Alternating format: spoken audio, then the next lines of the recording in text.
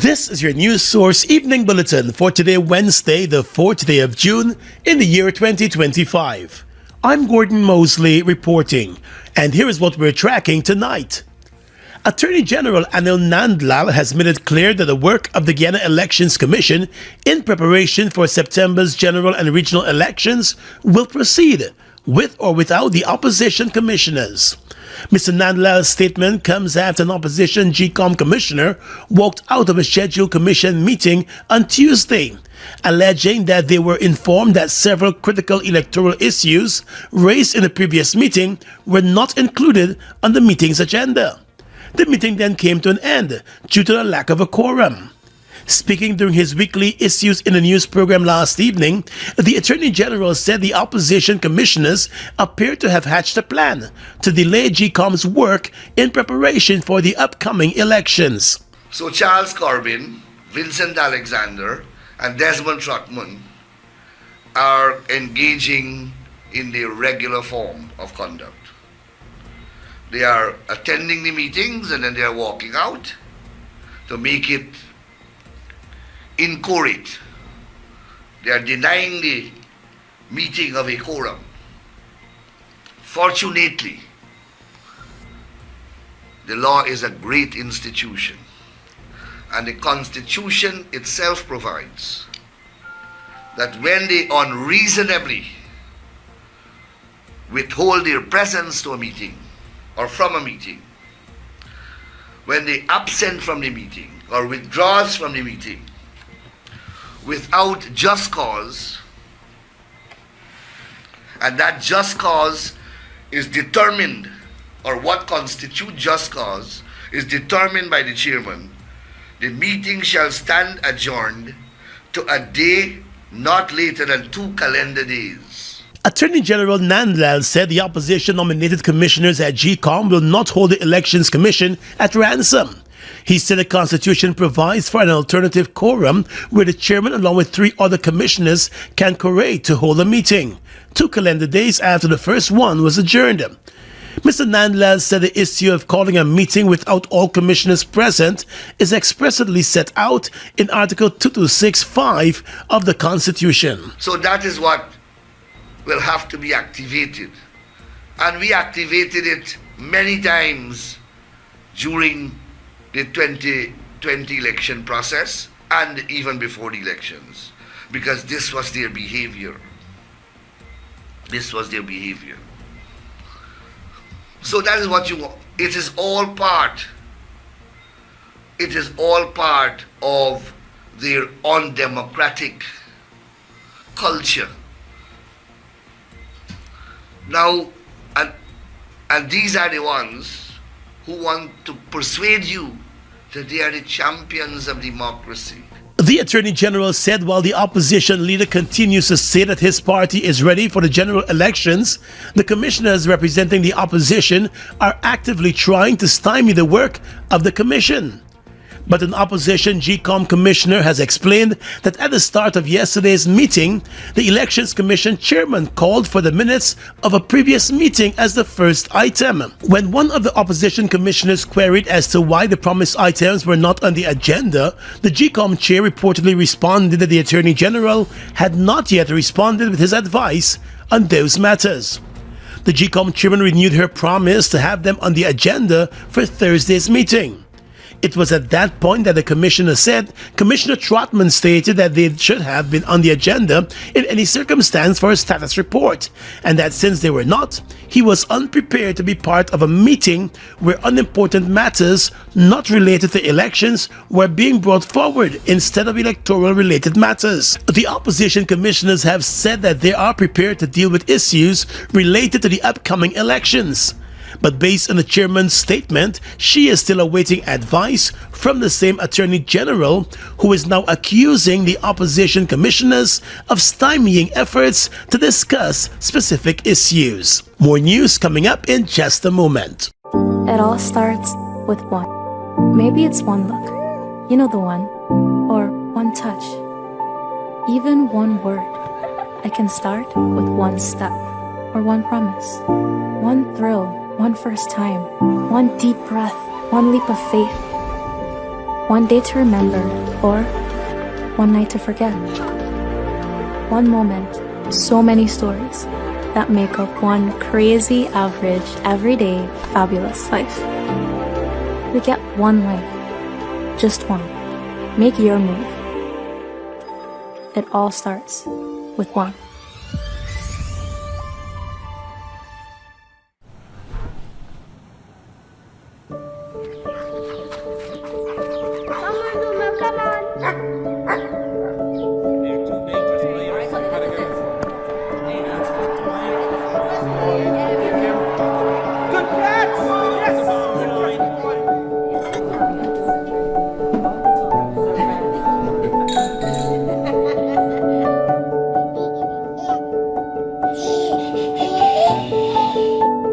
Your own home is so much more than just four walls, floors, and ceilings. It's a lifetime of great memories and stories. Come talk to us and start your journey home today.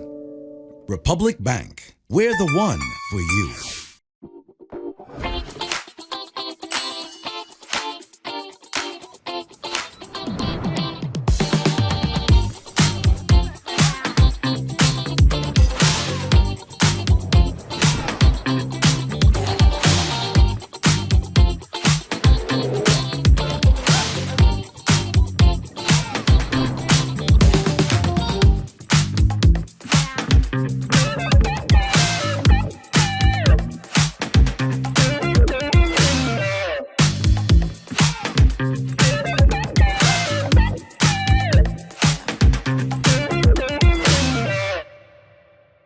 Prostate cancer is one of the most common cancers in men. It starts in the prostate, a small gland that plays a vital role in male reproductive health. Early stages often show no symptoms, but advanced cases can lead to difficulty urinating, blood in urine, or pain in the hips and back. Risks increases with age, family history, and lifestyle. Luckily, early detection saves lives. Simple screening like the PSA test or a routine checkup can make all the difference. Don't wait. Take charge of your health. Talk to your doctor about prostate cancer today. Early detection could save your life.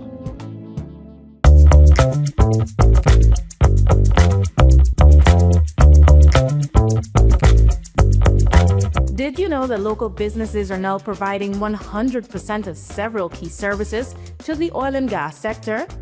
This highlights the significant achievements in local content development. In 2020, only 5% of selected services were provided by Guyanese companies. Presently, that number has reached 100%. Some of the fully Guyanese provided services include scaffolding, transportation and immigration support, with the inclusion of visa applications.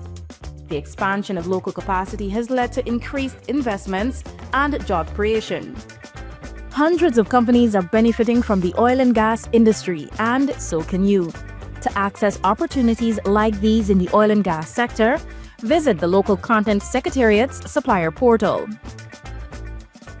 The Father's Day Cultural Extravaganza is here again. Yes, it's Dedication to Daddy 6 under the theme Stand Tall, Daddy, featuring Romo Edmondson, Leticia De Silva, Keisha Sam, Neelan Benjamin, Sonia Yard, Barbara Lee, Simone Dowding, Colin Ambrose, Frederick Minty, Antoine Gonzalez, Creative Arts Dance Troupe, and others. On Sunday, the 15th of June from 8 p.m. at the National Cultural Center. Tickets $2,500. Treat Dad to an unforgettable evening of wine, song, dance, and drama with an opportunity to win a fabulous door prize directed by Sharon Cadogan Taylor. Dedication to Daddy 6. Stand tall, Daddy.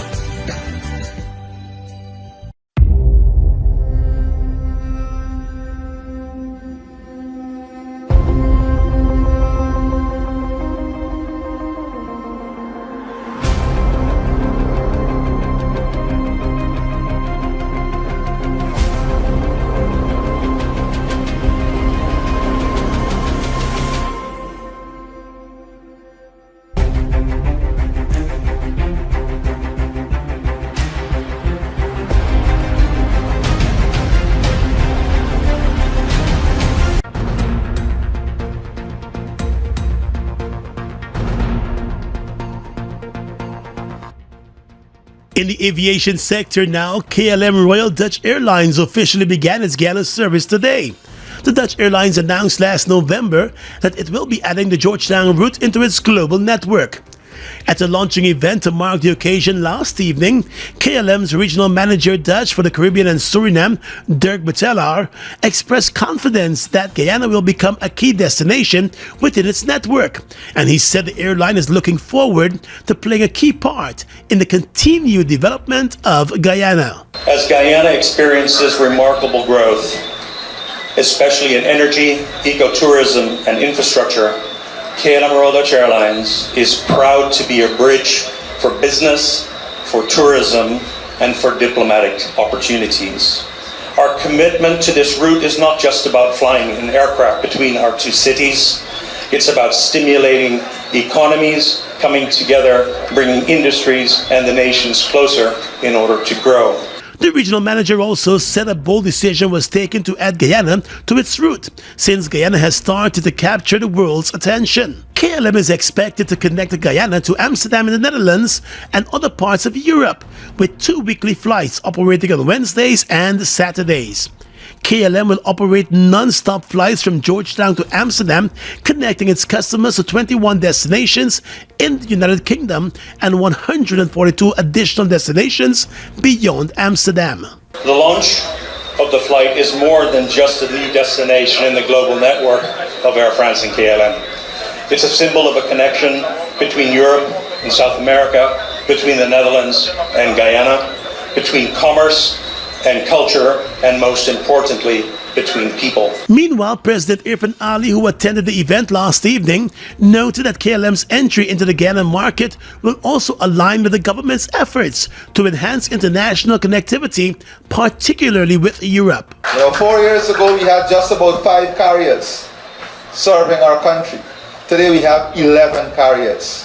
We are connected only to 6 destinations. Today, we are connected to 16 destinations. These connections and these things don't happen by accident. You have to have confidence in the economy. You have to have confidence in the system. You have to have confidence in the government. You have to have confidence in the policy-making environment. The KLM flight KL789 will be operated in combination with St. Martin, departing Amsterdam at 10 o'clock in the morning local time to arrive in St. Martin at 1 in the afternoon, then departing for Georgetown at 2:20, arriving here in Georgetown at 4:35 in the afternoon. It will then leave Guyana at 5:55 to arrive in Amsterdam the following morning. Municipal matters to report now. The 2025 budget for the Georgetown City Council is pegged at $4.2 billion. But the municipality is expected to operate at a deficit of $444.9 million if the more than $387.6 billion in outstanding rates and taxes are not paid. Chairman of the City Council's Finance Committee, Councillor Lelon Sol, presented the City Council's 2025 budget to the Council on Tuesday. He anticipates that the Council will rake in approximately $3.8 billion in revenue for this year. But he said the figure would be much higher if the $387.6 billion in outstanding rates and taxes are paid. The projected expenditure for this year is estimated to be around $4.2 billion, resulting in the net budget deficit of $444.9 million. In an attempt to expand its revenue base and recoup the outstanding taxes, Sol told the council that the municipality will be reviewing and adjusting its tax policies to ensure a fair and competitive tax environment that supports growth and investment. The 18% interest rate on outstanding taxes will be reviewed, he emphasized. He added that the council will also pursue grants and funding from the state, as well as non-governmental, local, and international bodies to supplement the city council's budget, even as it considers public-private partnership investment opportunities. The key objectives of our budget is to maintain in good order approximately 645 miles of drainage network necessary for effectual drainage in the city, continue to reduce mosquito breeding in the streets and approximately 103 miles of alleyway, by at least 45%. We do have challenges, and some of these things are difficult to attain, so we will put a percentage that we work on, so when we are doing our evaluation, we know how well we are doing.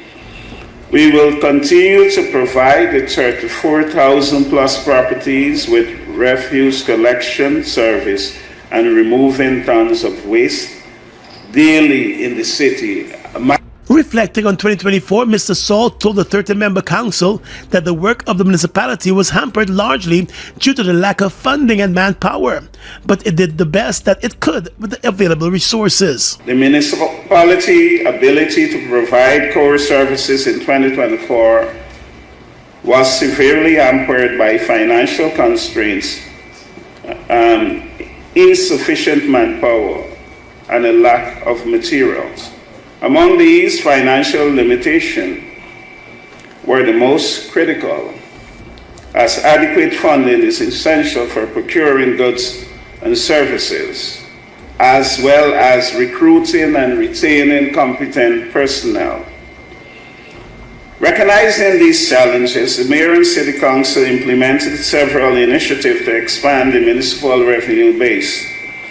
These measures include proposing an amnesty program for delinquent ratepayers to encourage compliance, regularizing street vending, introducing a system to collect fees for billboards, advertising spaces, and reviewing municipal lease agreement.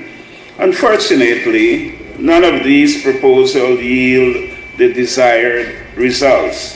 He said central government, particularly the Ministry of Local Government, strongly opposed the amnesty for delinquent ratepayers, leaving the council with limited options. He said to compound the situation, the lack of coordination between municipal departments which operate in silos rather than collaboratively has undermined the council's efficiency and has also contributed to the loss of revenue. Citing an example, he said the engineers department fails to share complete data on billboard installations within the city with the Treasury department, leading to uncollected fees. Similarly, he said the Treasury department lacks a functional system to monitor and track lease agreements, further diminishing municipal income. Saul also accused the central government of working against the council. Georgetown is undergoing rapid urbanization, yet the city lacks the necessary resources to manage growth effectively. Compounding this issue, the central government persistent disregard for the mayor and city council, as key decision and intervention are routinely made without consultation. Such dismissive conduct not only undermines democratic governance, but also fosters a hostile and unproductive relationship between the two entities. In a nation like Guyana, which prides itself on democratic values and civil discourse, mutual respect and cooperation should be the foundation of all interaction. The chairman of the Finance Committee of the City Council submitted that effective urban planning for Georgetown cannot occur in isolation. He said for the council to allocate resources efficiently, it must have timely access to the central government's plans regarding infrastructure, transportation networks, port development, and other critical projects. The central government's reluctance to engage with the council on those matters is both perplexing and counterproductive, he told the council. He warned that by excluding municipal authorities from key discussions, the central government weakens local governance and hampers coordinated development. New York City, summer is about to get hot. Saturday, August 2nd, S.R. Hamilton LLC presents Gospel Infusion.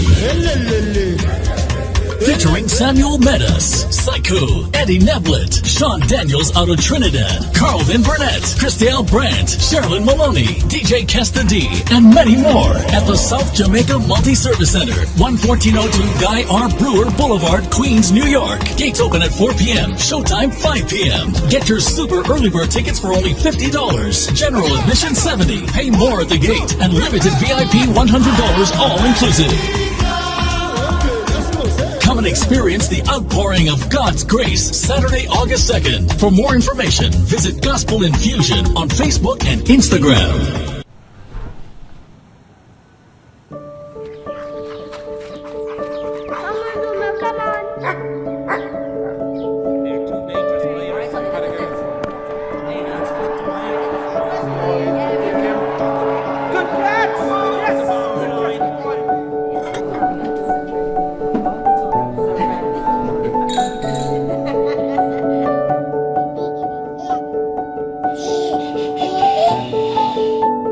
Your own home is so much more than just four walls, floors, and ceilings. It's a lifetime of great memories and stories. Come talk to us and start your journey home today.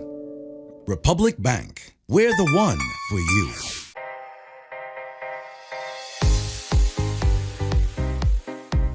Need small appliance for your kitchen? Giftland have it. Need fridge or stove? Giftland have it. Speakers or laptop? Giftland have it. I'm telling you, Giftland have everything. And don't get me started on TVs. 58-inch, 65-inch, 70-inch, 75-inch. All sizes in leading brands. Best thing about it, they give a warranty. Man, Giftland is the place for all your electronics purchases.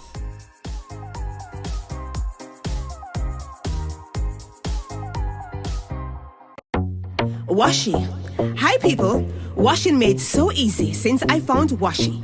Washing me use wash me clothes and I can say Washi soap powder wash clothes so nice. Washi soap powder leave your clothes color bright. Washi soap powder leave me clothes smelling nice, of course. So give thanks to Washi soap powder for doing my laundry right.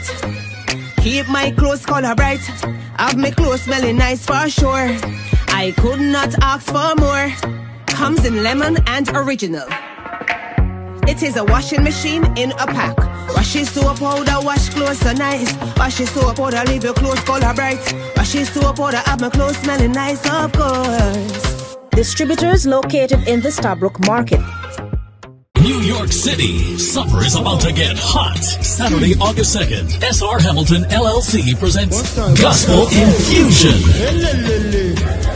Featuring Samuel Medas, Psycho, Eddie Neblett, Sean Daniels out of Trinidad, Carlvin Burnett, Christelle Brandt, Sherilyn Maloney, DJ Kesta D, and many more at the South Jamaica Multi-Service Center, 11402 Guy R. Brewer Boulevard, Queens, New York. Gates open at 4 p.m., showtime 5 p.m. Get your super early bird tickets for only $50. General admission $70. Pay more at the gate, and limited VIP $100 all inclusive. Come and experience the outpouring of God's grace Saturday, August 2nd. For more information, visit Gospel Infusion on Facebook and Instagram. Well, the Inter-American Development Bank, the IDB, has approved a $350 million policy-based loan to Guyana to push efforts to modernize and expand the country's social protection systems. The loan is expected to support the Ministry of Human Services and Social Security in enhancing the efficiency and reach of its social safety net, with a focus on digital transformation, inclusion, and empowerment of vulnerable groups. According to an announcement by the IDB, among other things, the loan will streamline and digitize the ministry's processes to reduce transaction costs and improve service delivery for beneficiaries.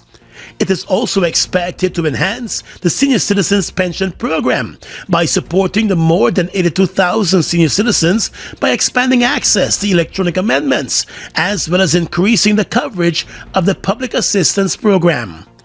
Further, the IDB said under the loan agreement, it is expected that Guyana will scale up training programs that equip persons with disabilities with employability skills, adaptive living techniques, and tools for improved quality of life, as well as expanding the Women's Innovation and Investment Network Business Clinic to provide women with training in business management, legal literacy, and access to funding.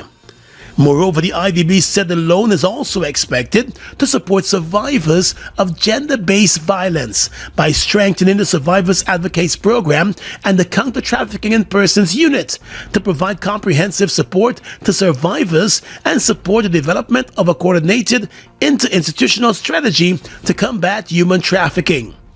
The IDB said most of the initiatives were launched back in 2023 and reflects a holistic approach to social protection, targeting the most advantaged and underserved populations in the country. The IDB loan features a 20-year amortization period, a 5.5-year grace period, a 1-year disbursement window, and a secured overnight financing rate-based interest rate.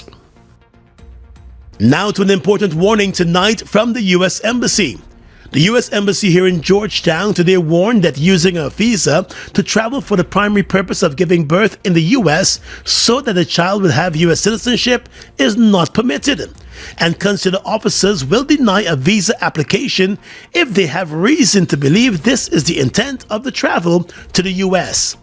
In a statement on its Facebook page warning against birth tourism, the embassy also said if someone already has a U.S. visa and travels to the U.S. for the primary purpose of giving birth and use Medicaid or other U.S. government assistance to pay for their medical care, that person may not be eligible to renew their visa in the future.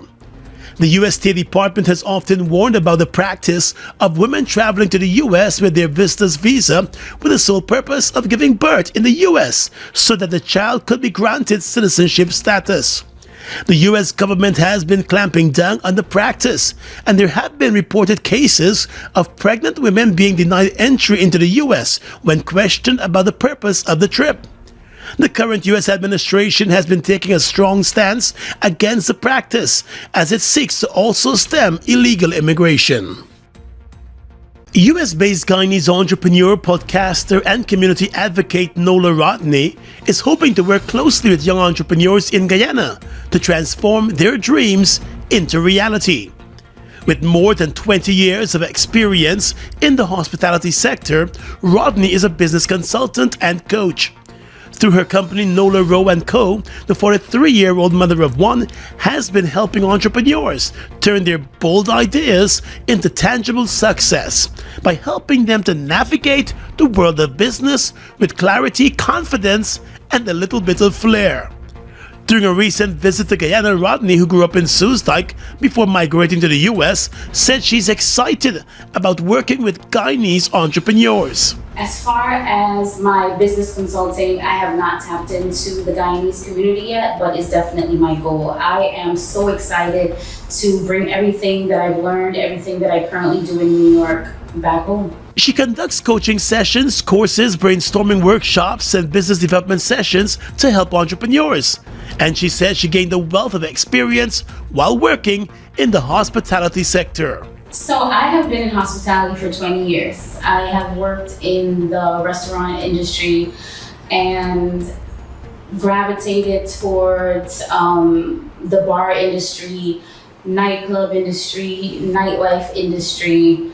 I am a trained chef, trained mixologist, and ended up doing a catering business, a virtual food business. And today I am transitioning into business consulting. With all of my experiences and skills, I've decided to, what the people are calling today, live the soft life. So I think consulting and coaching is where I get to do that. The entrepreneur said her work in the business industry was influenced by her mother. So entrepreneurship, I don't know if this is something that I chose or if it's something that I ended up gravitating to because my mother has always been a businesswoman. My mom has always, ever since I was a little girl living here, hustled on the side. If she had a job, there was always a side thing that she was doing, and eventually in New York created businesses that are well known, and she's also well known and loved. And there is more to Miss Rodney other than business. She is also the creator and host of the Nola Rowe Experience podcast, a space for raw, honest conversations about life's challenges and the growth that comes from them. Through her nonprofit organization, the Guilford and Irma Foundation, Rodney promotes community wellness initiatives with major focus on mental health. I am also super proud of the Guilford and Irma Foundation, which is named after my grandparents. this is where I truly get to go into the community and offer people things that they need from the heart space. So the Guilford and Irma Foundation focuses on mental health initiatives, tech, and financial literacy. And through her company and foundation, Nola Rodney continues to positively impact the lives of many. The moment is coming. He has the ball. Will he make the shot? And he made it! Goal! This is the biggest win we've seen in ages. Feel the rush with every bet and win big. Play online at www.ibetgamesui.com. With iBet Supreme, every game is your game. iBet to win with iBet Supreme. Must be 18 years and older to bet. Buster presenting the new 500 milliliter. Wow. Buster flavorful. Make every meal better. Grab a Buster for drink, Buster move. Taste this. 500 ml, that's it. Buster for days, that's cool. Buster 500 milliliter is a brand new choice of my drink with my food. Vibing every munch, that's smooth. Introducing the new Buster 500 milliliter. Grab a bottle with your lunch today. Guyana's economy is rapidly transforming, and we're all part of it. Guyana is at the forefront of this development by providing reliable and efficient energy and supporting community development from the very core. 100% of Guyana's profit goes back to building schools, roads, and other important infrastructure that connects our cities and towns, providing fuel to domestic, marine, industrial, and aerial transportation. Guyana has now repositioned itself as market leader in the petroleum industry, building a better future for all of us. When the night has come and the land is dark. Somebody in a happy mood. Yes, Pujilu, because Ban's birthday coming up and I gonna be present. Last year your friend them been. And you like that? If me and you ain't go together this year, things gonna be dark, really dark. Let's celebrate the band's birthday on Saturday, 28th of June at the National Park with 9 one-man bands and Granny Ivy. Big birthday! Early bird tickets for $2,000. Stage front, $5,000. Tickets located at Just Your Size Boutique, Stovetop, White Castle Fish Shop, Fireside Suites, and Team Extra Stabrook Market. Band's birthday 2025, June 28th at the National Park. Gates open from 6 p.m. and free gate upon entry. Ooh la la la. Let's go dancing.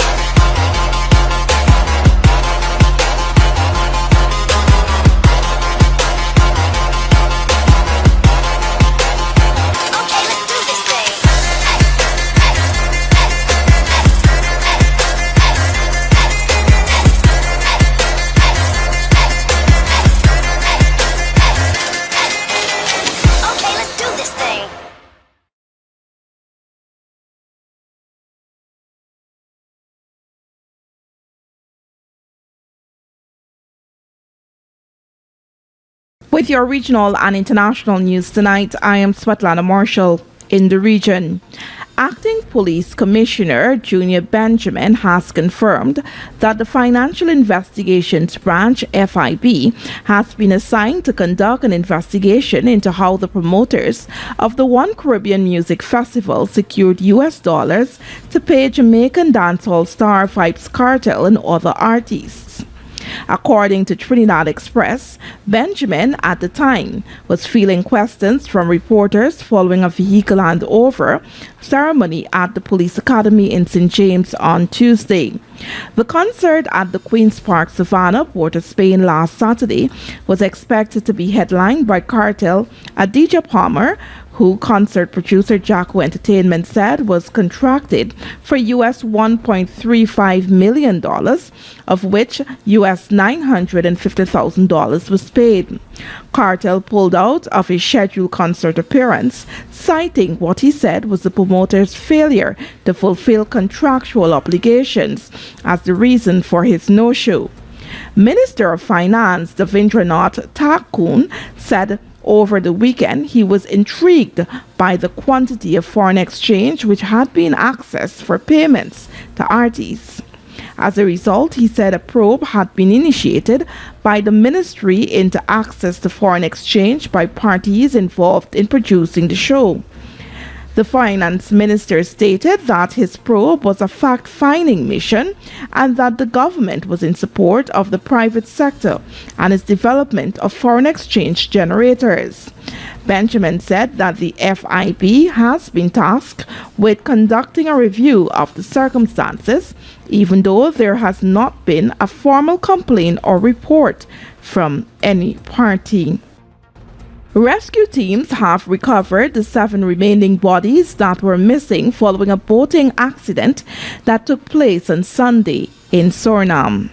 The Suriname police force said that the bodies of 4 people, including 2 children, reported missing after the fatal accident had been recovered on Tuesday, and as a result, all missing persons have now been located. The boating incident occurred when a group of family members was returning to St. Laurent from Albina after attending a funeral. All victims are said to be part of one family from St. Laurent. The KPS reported on its website that the aluminum boat with the 12 occupants capsized approximately in the middle of one of Suriname's major river, presumably due to a gust of wind, causing the boat to end up in a large wave and sink as a result. Immediately after the accident, the bodies of a 3-year-old boy and a 28-year-old adult were recovered. 5 crew members were brought to safety with the help of others on Sunday evening. They were transferred to French Guyana for medical treatment. The 12 people are all from French Guyana.